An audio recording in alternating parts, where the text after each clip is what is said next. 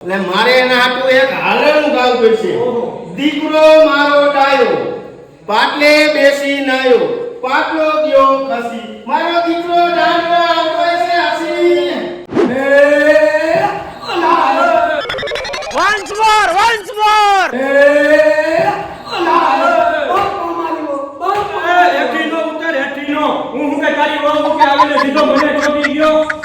લાવ દીકરા તારી કોઈને નજર ન લાગી જાય મીઠડા લઈ મારી નજર? હા તારી નજર એ બાપ બન્યાને એને આપણો કોઈ નજર ન લાગે હા એમાં એવા હિંચકા ખાધા એ બા હિંચકાની તો પથારી ફેરી નહીં. વાહ મારા દીકરા આવાજ વાહ આપણે આવા જ કામ કરવાના આપણે આવા જ કામ કરવાના. ગામડાની અંદર નાટકની એ વિસરાતી પરંપરા આજે પણ રાજપરની અંદર જીવંત છે આ જોશીલા યુવાનોના કારણે.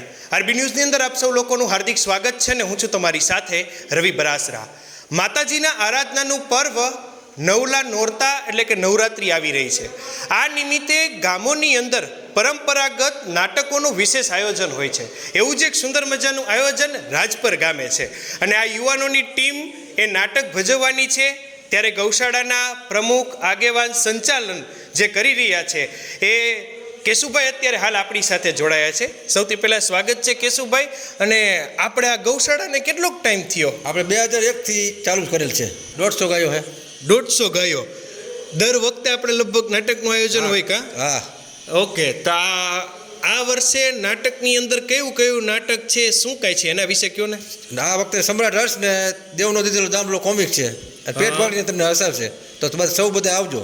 ઓકે, આમ કે દિવસે કઈ તારીખે? તારીખ 20/9/2025. બરાબર. અને શનિવાર. હા, આપણે રાતે કેટલા વાગે ચાલુ થઈ જાય? 9 વાગે. બરાબર, રાતે 9 વાગે ચાલુ થઈ જશે. એમાં કોમિકની અંદર ને ઓલા નાટકની અંદર બે થઈને કેટલાક યુવાનો બધા ભાગ લેવાના? 48 જણાના ભાગ લેશે. એમ ને? 48 જણા થઈને આખું નાટક ભજવશે, બધો માહોલ ઊભો કરશે. અને કેટલીક કલાક હાલશે? 4 વાગ્યા સુધી હાલશે. સવારે 4 વાગ્યા લગી. આમ દર વખતે આપણે નાટકનું આયોજન થાય છે, આમ કેટલાક માણસો થઈ જતું હોય છે ને ક્યાંથી બધા જોવા આવે? વીજળી આવી તે વખતે 10 થી 12 હજાર માણસો થયું હતું. ઓકે, 10-12 હજાર માણસ તેથી થઈ ગયું હતું એમ ને? હા, બાકી 3-4 હજાર તો દર વર્ષે આવે જ છે માણસો. બરાબર, 4-5 હજાર માણસો. અને આપણે સ્થળ કયું રાખી? આપણે ચોકમાં જ રાખી. ચોકમાં? ધણચોક ચોકમાં જૂના.